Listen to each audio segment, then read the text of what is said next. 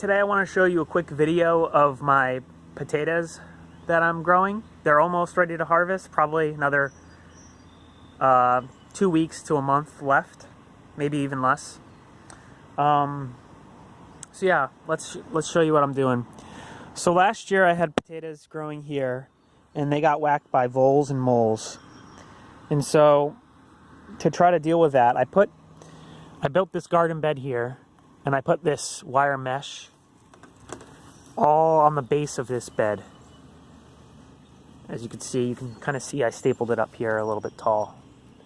And then I put the potatoes in with some mulch and some dirt, but it's kind of thin. I'm just making sure that the tubers are covered if I ever see any. So you have this whole bed full. There's some spots that the potatoes didn't come up. I've noticed from other videos and people talking, when they grow potatoes in raised beds, the potatoes do best when they're on the edges. So I'm thinking that the thinner beds are probably better. I don't know if it has to do with water or if like the spuds have more room to grow against the wood like that, but that's usually where the best harvests are. Got some potato bugs here. We also have, I'm also doing some inside of pots, just as a trial. I've done this a few times. It works okay. So I got 3 pots there.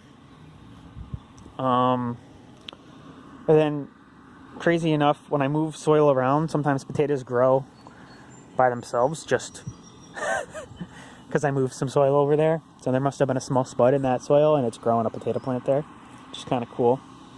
Another thing I tried to do to deal with the moles and voles, well, obviously we got a cat, so that can help.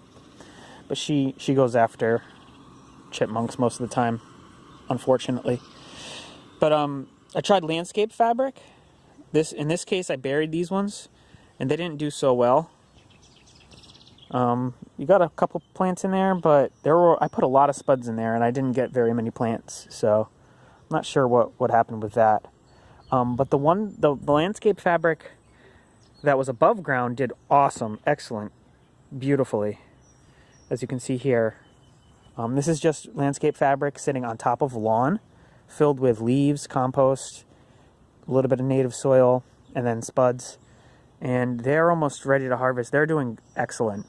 The best part is, when the time comes to harvest, I can pull this landscape fabric out of the way, and I'll have a bed that is, I'll have killed back the grass, so I'll have a bed that's perfect to use for planting something else, maybe cucumbers. I don't know. We'll have to find out. All right, and then I'm just gonna walk you over to where I have my other potatoes. Let's take a little shot of the peas there while I'm moving.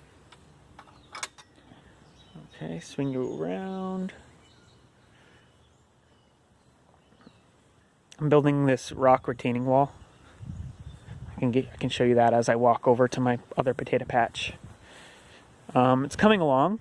All of this rock was sourced from my yard, so some pretty big boulders as a base.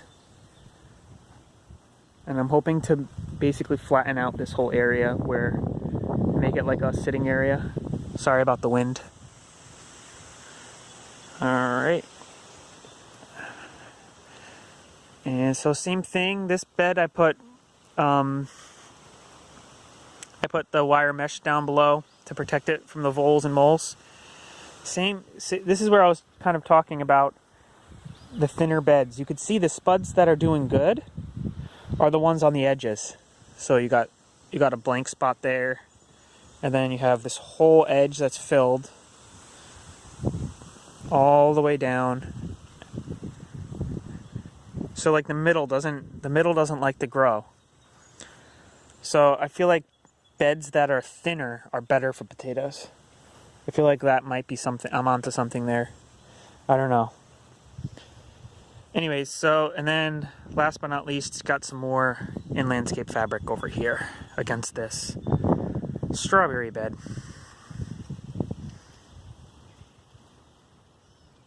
I do have a few down below on the bottom of the hill as well.